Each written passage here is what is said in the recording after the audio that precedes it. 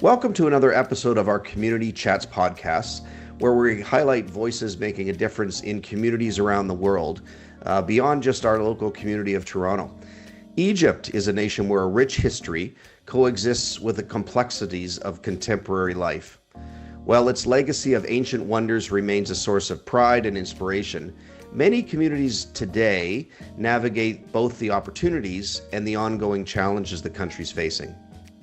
The country's energy is shaped by a blend of long-standing tradition and efforts towards progress, with everyday life reflecting both resilience and a commitment to community, even as the social and economic realities in the country continue to evolve and can be quite challenging.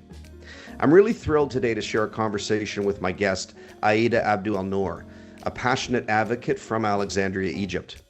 Aida brings years of experience from her work with High Care and the Alexandria Self Advocacy Resource Group. These are organizations dedicated to empowering individuals and fostering inclusive support networks in Alexandria and beyond. In this episode, we're going to talk about the inspiring work that's happening in Egypt's self-advocacy movement. We'll explore some of the unique challenges faced by the community and learn how local leadership and collaboration are really having an impact in people's daily lives.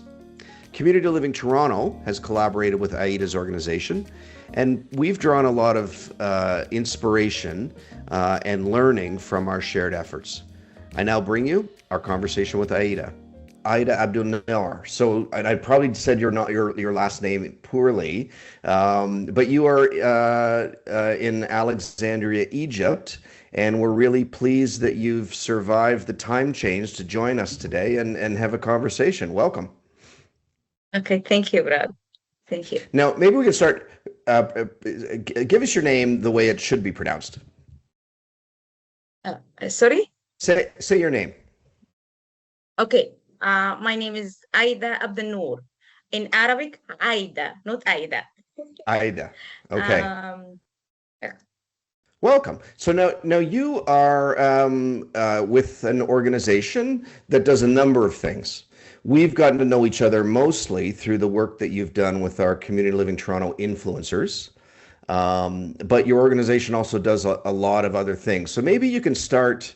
I'm curious. So first of all, maybe start a little bit about your organization, and then I'd love to sort of hear what life is like these days in Alexandria. But let's start with describing your organization and High Care. Okay, thank you. First, I will tell you who am I. My name is Aida Abd El Nor. I am working as a specialist for children with disability from 2003. Then I became the director of High Care. From 2018, I became a coordinator for Alexandria Self Advocacy. First, who is High Care? High Care is an organization in area in the east of Alexandria. It's Al-Agami. Okay. It's a big area. It's including 7 another small areas. Okay. From we started our work in 2003. Then we registered at 2005. And we were the first organization supporting children with disability in this area. Wow. Yeah. So before 2003, there was no services, no organization, no help for parents or adults, parents with children with disabilities or adults with a disability. Wow. Yeah, this area, these children, they were moving to another area between our area and the other places who they're giving these services to ours. So families need to move from our area to another area, spending 2 hours in transportation. Wow. Then we were so poor organization, so small, but suddenly we find a lot of children coming from everywhere, and we start our work. Actually, we have a lot of disabilities. We have children with autism, uh, Down syndrome, different syndromes, intellectual disabilities, and slow learner, and a lot of children coming to us. We serving very young children, maybe 2 years, 1 years and a half, Right. until 12 or 15. Okay. This is high care. Then the last 10 years, we start to learn more about rights. Then we Okay. start working on empowering families and supporting rights for children with disability, then individuals with disability. We're working on how we can support them to know their rights. Through this time, we met with Swedish organization. Hmm. It's Interact. This Swedish Okay. organization start to invite us to learn more about advocacy. Right. Yeah, and was 2011. We started to learn more about this, and we make small groups in different organizations. Swedish this Interact had, I think, seven organization working with. We were a network Hmm. from different organizations from Alexandria, Cairo, and Beni Suef. Um, all of us start make small groups about self advocacy.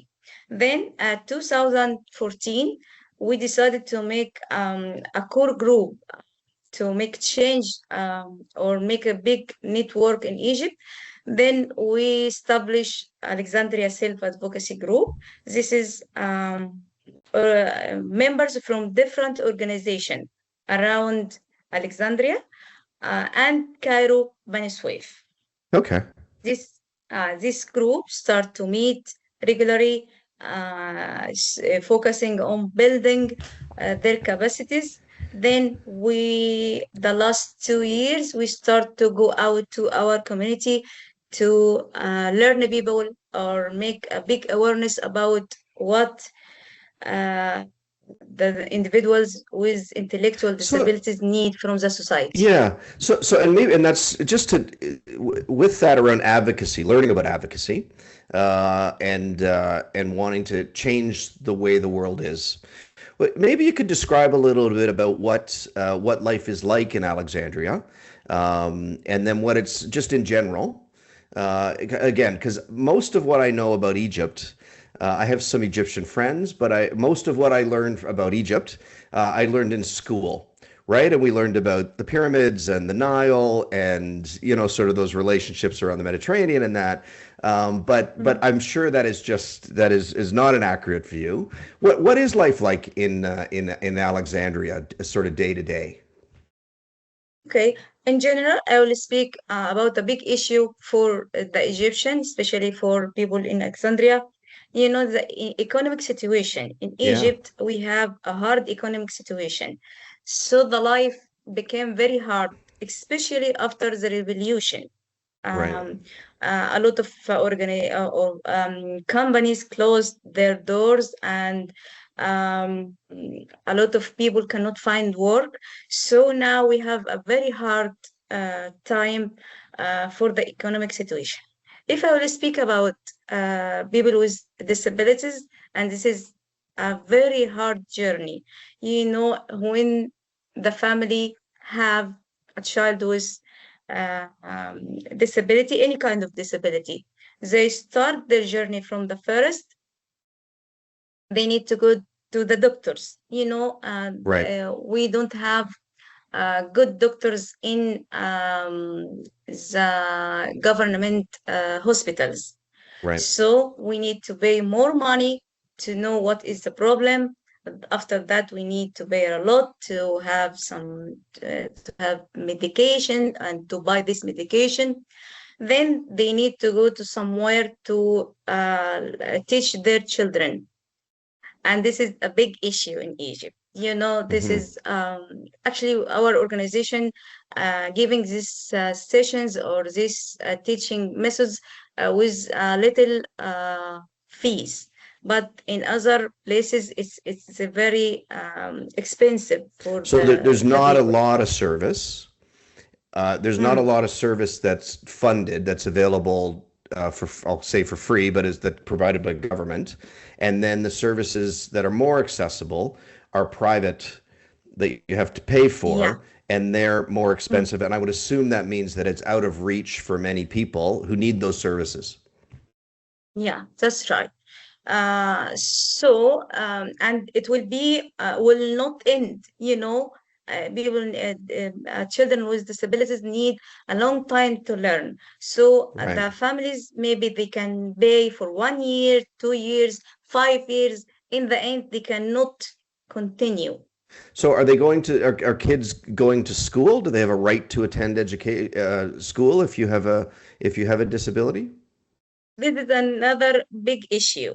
In Egypt, actually, we have now uh, the children have the rights to go to the school, but the schools not accepting them. Um, I remember that a mother told me that she went to the school the first day, and the director of the school came to her and said, "Sorry, you don't need to come with your child. We don't have a place for him. We don't have teacher for him. So please come just to have the exams and go home." Then this lady Wow. come to our center and start to crying for a long time. Then we told her that this is your right to go to the school. You have to go to the school. If you feel bad, you have to complain. But actually, this is not the only case. Most of them have the same problem. Do you know that in our schools, the classroom have more than 100 students. So it's impossible to Sorry, have this pause child. there. The classrooms, a, a, Yeah, a, a classroom has 100 students yeah. In with one our teacher, area, or one teacher, yeah, one teacher one to a teacher, 100 students. yeah. Wow. In Ontario, it ranges between sort of 20 to 30 kids. I'm sure there's cases where it's more. No, Those are huge. And that would be in sort of primary school, like kindergarten, grade 1, grade 2, and then into high school as well throughout. yeah. It Wow. is the same, but in the high school it will be different because there is many kind of learning schools. So they need to go. Maybe they will go to the secondary school. They go Right. to learn some acti Yeah. what is another. Skills. There is many Yeah. schools in the secondary school, but it's at the primary school. It's only one school for everyone. So And then we have a huge number. the school doesn't provide support for a child with a disability to attend the classroom. No, it's not logic. If the teacher have 100, of course he will not focus on this child or to give him any support. Okay. In Ontario, some of the schools will provide an educational assistant, an Mm, EA, to go into the class to work with one or two class, or just to be an extra support to the teacher in classrooms that are 20 to 30. Not I can't imagine what the impact would be if there's 100 students and one teacher. Like the person with a disability is not going to get an accommodation or support that they would need to benefit. I would yeah. imagine. And you said that in your country you are asking for assistant. Here, if we ask it for assistant, if the school ask it for the assistant, this is means that the family need to pay The the parent salary pays, for yeah. this.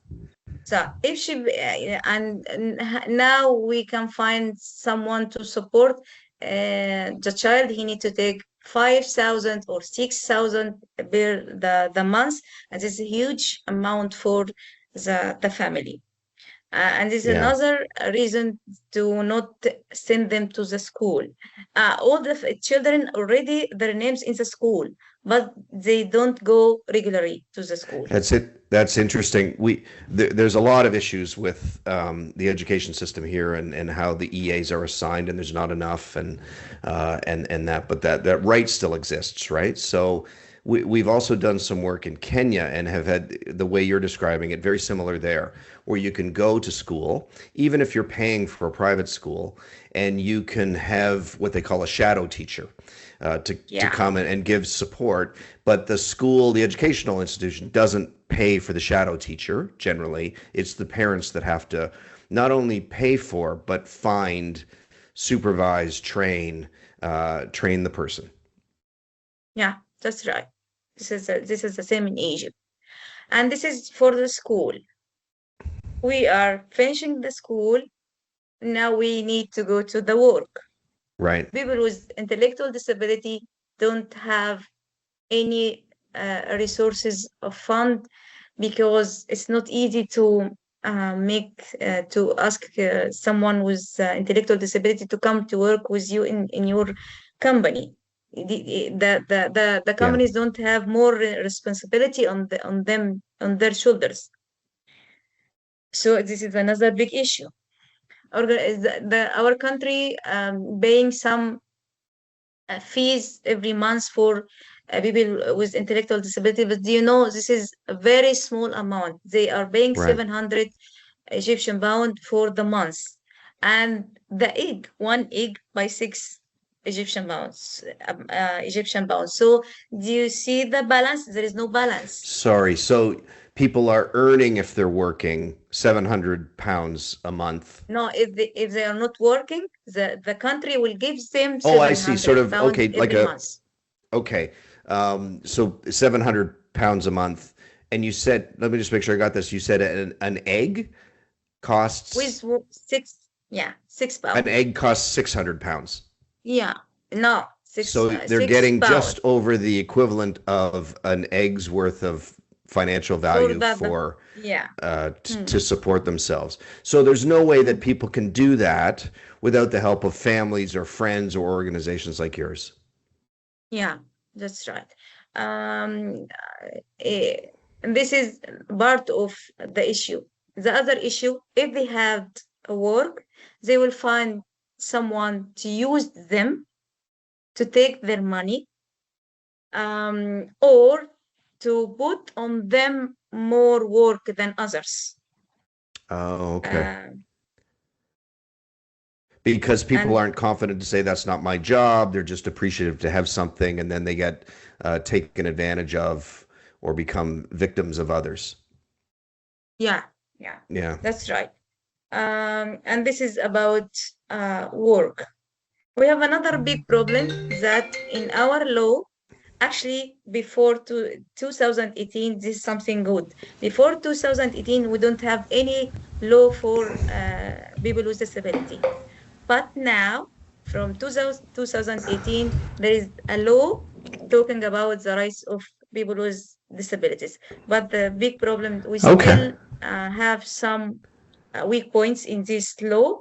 And the second thing that there is the people don't applying or don't uh, doing this law. This is some papers in on the shelf, so no one. There's and I think a lot of countries and that have adopted the UN Convention on the Rights with Persons with a Disability, the countries will sign on to or agree to the principles within Yeah, the charter. However, when on the ground or how people experience or live it, it doesn't come anywhere close. Which I guess is where your work around advocacy came in. So your advocacy group.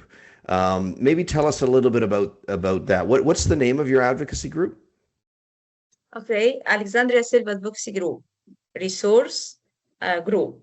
Yeah. This group come from a different organization, as I said before, and this group from people with intellectual disabilities and their families. They come together, start to speak about all the challenges they've faced. Then we give them the chance to speak. The people with intellectual disability need someone to listen to them. Right. When we are meeting together and we're looking for them, we feel happy that they are expressing about their feelings. For the first time, they feel that someone listening to them, Right. someone caring about their feelings, and someone giving importance for their words. Mm-hmm. We're trying to give them chance to discuss and say what they need to do, and we take what they are saying and putting together to put the whole picture together. Right. Now, you had used the term when we were talking at one point that a lot of the people that you work with feel that nobody sees them. And you're talking, right? Yeah, Nobody listens, nobody sees. And you had a story where you talked about somebody who literally didn't yeah. or wasn't, well, it didn't really exist legally. Mhm. Do you want to, can you share that story about what happened to that person? Yeah. Uh, we are planning to go to Saudi Arabia to Yep. make a training there about advocacy. And Right. it will be by the end of this month. We were three going to there, two self advocates, and I am supporting them. Uh, we went to the embassy, and they asked a lot of papers and a lot of documents to let us travel. We This is start the to Saudi prepare all of embassy. this. The Saudi embassy Yeah, you went to? Yeah. yeah, yeah. Uh, we prepared all the things, but they asked to have a birth certificate for Dina. Dina, self advocates with Down syndrome, Hmm. and her mother at the hospital, and her father more than 17. He cannot move a lot in the sun and all of this. Right. Then I decided, I volunteered to take Dina to the officer. When we get in the office, we faced the officer and we told them that we need a birth certificate for Dina, and she is Down syndrome. He looked at her, then he looks at my eyes. He said, "I'm sorry, I cannot give her any certificate." I tell him why. He said, "I need her parents." I told him that they are not And able to come. how old's she at this point? I think Dina is 35 years old. 30, so a 35-year-old woman wanting to get a Yeah, copy of her birth certificate yeah, and is and told and, by a and she told doctor him, that he can't give it to her. yeah, she told him why my mother is sick and my father cannot come, so I need a certificate for me. He said he didn't look at her. He looked at me again and said, "No, Wow. I'm sorry. I can't give her anything. See, she don't have the legal right to ask for legal capacity. She don't have the legal Yep. capacity." Uh, I tried very hard, but in the end, we came back to the home. The other side, the embassy. We sent three mails to the embassy, explain the situation. They ignored all of this and they said, we need, the embassy asked for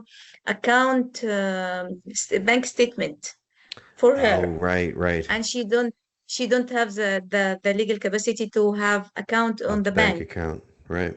And it is the same situation. The embassy don't see her at all and insist to ask to this document. Then we have to exclude her from the traveling, and I and Amir will travel by the end of Hmm. this month. Hmm. This is a very bad situation, and this is a kind of discrimination. Yeah, for sure. Yeah. That's heartbreaking stories and Mm, difficult situations. yeah. Maybe we can talk a little bit about how our two organizations got together. So, During COVID, we work with a pharmacy called Seamless Care, and they a great provider that we use. And one of the pharmacists there was based out of Egypt during, as a lot of people were working remotely, and she was based out of Egypt, and reached out to say, do you know of anybody in and I think she was in Alexandria. Do you know anybody in the area around that related to the disability field that you could connect us with? So we reached out to Inclusion International, and they connected us with you. And from that, and I guess that would have been 2020, 2021, something like that. Yeah. From that, your Self Advocates group got together with our Self Advocates group, our CLTO Influencers, and you've connected by Zoom a number of times since then. We also did a fundraiser for you called Night on the Nile, that Mhm. Seamless sponsored, and a number of other people. So we raised some money that we're able to support some of your advocacy work. But how's that been for you to get to know, for your self advocates to get to know some of our self advocates? What's that been like? Yeah. First, I need to tell you that 2021, it was the last year that Interact was supporting us. Then Oh wow. uh, we don't have any resources to fund, and we spent 1 year trying to survive. Then your invitation came, and it was very, very helpful for us Mm-hmm, mm-hmm. about our meeting together. When I spoke with the self advocates, they felt that uh, we are still here and you are the future. So we are dreaming to reach to what you are arrived, or what you have now. And was the main issue in our meetings. They can see what the your self advocates did, and they will have the hope that one day they will be here. I remember one of self advocates, Salma. You met her in Yep. Sharjah. She Yep. told me that we are not doing this for ourselves. We know that one day another children with intellectual disability will be adults and will be benefit from all our work. This is, I think, when we made the first meeting. Actually, we didn't say anything. Most of the time, they was speaking to each other. They know each other, and they were very happy that they are speaking to another someone have the same situation, have the same Right. issues, and it And was they're on the amazing, other part really. of the world. Like, I still am blown away by technology. Like, I'm sitting here in Toronto and you're sitting in Alexandria, and we're talking back and forth. I find that amazing. So to have people that you can relate to around the world, that are experiencing similar things, it's great that you're seeing that's such a good lens around why you advocate. Yes, you're sometimes advocating for yourself, but you're also advocating for a better future for people who you may never know, that may come Yeah, down the years, because unfortunately progress in many areas comes slowly, and it takes yeah, patience and perseverance, um, to get there. yeah. Uh, You know that from 20 years, it's not allowed for any child with intellectual disability to go to the school. Right. I remember that I was so young and I attend some meetings. There is some people was fighting to include the children in the schools. And now after 20 years of work, the children go into the schools. At least their names in the schools. They have go to the exams. We dream that we will work on that until maybe 10 years, 20 years, the children with disability will be have a place in their schools Right. Right. and have a good education. So you're already seeing there's a track record, a history that you can look back on and say, yes, we have made progress. Not quick enough, not enough, but there is progress. Yeah. Good. So for organizations like ours, in Canada or other parts of the world, you mentioned Sweden, right? It was the organization was from Sweden. Yeah, yeah. How important are those sort of connections with others around the world, or what value is are there to those relationships for you? Because I have some thoughts on the value for us, but I'd love to hear your Yeah. perspective. Okay. There is big 2 points. The first one that we learned a lot. In Egypt we don't have any resources. We don't know anything about rights, about advocacy. Then we learned about a lot about this. So we have had a lot of resources from this. So our meetings or our relationship, it's not only about money or about fund. It's about something bigger. Like as I Right. told you, we are partner. You're giving me some information. When I was with Interact, they supported me many times to attend some courses. I learned about RDI and about Denver programs, these programs Hmm. for children with autism. And I started to teach others in around Alexandria. I was the first one giving this information that there's a new programs than ABA, and then the old things were working. And after that, I found a lot of organization working this with these approaches. Uh, it was one person learned about something, and You we spread it spread around. You were able to all. share it broadly. Yeah, I remember that I giving the first training for 300 person at the biblioteca. Do you know our biblioteca? It's a big library in Egypt, in Yeah, Alexandria. Then I give it to another group, more than 300. As I 300 told you, people several times. yeah, Wow. yeah, yeah. And it was like the first step to a different um, vision for a lot of organization. Hmm. Hmm. This is the first point. The second point, that our organization was very poor. I remember that when in the past, we working on recycling things to find toys or things to teach the children. Right. Right. When we were a partner with with Interact, they supported us to bring materials and toys, a lot of Oh, things for fantastic. we will Fantastic. never dream to bring this uh, for the children. So there Yeah. is two big issues here: Yeah. support, funding, and resources. That's great. For us, it's similar.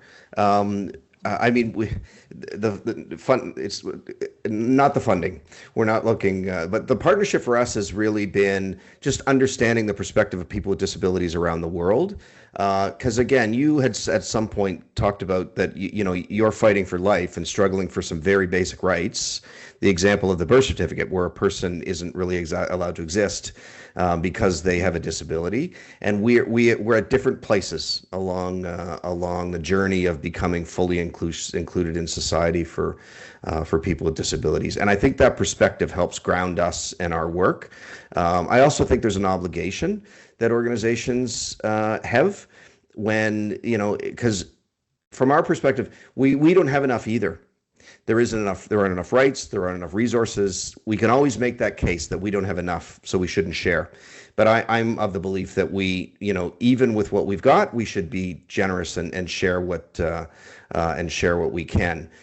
I also love the fact that our self advocates groups, the influencers, and your resource group have been able to connect and develop friendships with each other and understand that things we live in different parts of the world, but there's a lot that people have in common and can learn from each other. Yeah, that's right. Yeah. Now, one final thing, we were invited to present because the first time I met you in person was about a month ago, 6 weeks. we were invited to present at the Inclusion International Conference that this year was in Sharjah in the United Arab Emirates. And we presented to a full room. And it was, I think what we shared with the group was really well received. And I had a lot of people come up after and go, it just seems so easy. I mean, with Teams and Zoom and connecting virtually, it's very easy to connect with people. And I think from my perspective, that's a place to start. Just reach out, get to know some people, and share your experiences and ideas, and go a little beyond your comfort zone and your boundaries and try something new. What was your takeaway from the conference? And I should say that the Inclusion International Conference happens every 4 years, and it's in different parts of the world. The last in-person one was in 2018 in Birmingham, England. During COVID, they met virtually. We were there. You were there, but not me. Oh, okay. Not me. Another two self-advocates and two supporters. Yeah, and it was an encouraging few days because dozens of countries represented, hundreds of thousands of people talking about what everybody's doing and how we come together, like you said, on rights, on inclusion, on just sharing ideas and getting to know people. What was your takeaway from the conference? First, I have relationships. I made a good relationship with a group from Germany, and other one from United States, and the third one from Spain. And it was amazing. Oh, great. And actually we made with all of this some meetings, sessions, and it was a very good cooperation. It was very hard because of the language, but someone speaks Spanish and someone speaks German, and the support need to translate from German to English, and it will translate from English to Arabic to. Most of our session was in Arabic, right? And I was listening in on so it was good. We have a good relationship with different people. The second thing, they encouraging us, because a lot of organization, are you Alexandria Self Advocacy? We heard a lot about you. You are making good work. This is something else. The third things, that we listening to something new. There is some organization talking about their issues, and I was thinking, how can I tell our self-advocates about this issue, or how can discuss this issue with them? Then I found some ideas from different places. So I think when we are meeting together, we are not thinking by one mind. It's many minds thinking together. So I think this is very useful things. And it's great to meet together virtually and get to know people, but there's nothing like coming together and meeting in person and really sort of getting to know each other and learn from each other. So that was interesting. Sharjah, I'd not been to a place. I come from a place where the weather changes sometimes within the day. It goes all over the place. Sharjah, and every day 39 degrees and sunny. And I think it rained. I don't even know that it rained when we were there, but it was every morning. It's just every day. I thought my weather app was always broken. Just 39 degrees and sunny. Quite the place. You have to come to Egypt. Yeah, you have to come. What's the weather like there? What's the weather like there? Yeah. Hot and sunny as well. Yeah. So, and okay, we've got to wrap up. We're close to time, but we'll post some information in our notes on our show around how to connect with you and your website, and to learn a little bit more. I'm sure you'd be happy to hear from that. If people are wanting to travel to Egypt, or would you encourage them to? Yeah, of course. Where would you suggest people go? To Luxor. Hurghada, of course, Sharm el-Sheikh, to the new museum, I think it's I've amazing. heard all about the new museum, and you can go online and put your face in the Yeah, you look like a I will pharaoh kind of. I will send you a picture for you. Oh, thank you. Thank you. Yeah, Thank you. yeah. Good. Well, I hope if Actually, people, if yeah, you spend 1 month in Egypt, you will not finish the things in beautiful things in Egypt. such a great country, such a great country. Yeah, That's good. Aida, thank you so much. thank Glad you. we've gotten to work together, and thanks for taking a bit of your late in the evening for you to connect with us and share your experiences. And we really look forward to continuing to work together. Please, thank you for you. Thank you. Cheers. Thank you. Thank you for listening, watching, and sharing. We release a new episode of Community Chats on the 15th and the 30th of each month, so don't forget to subscribe to stay up to date.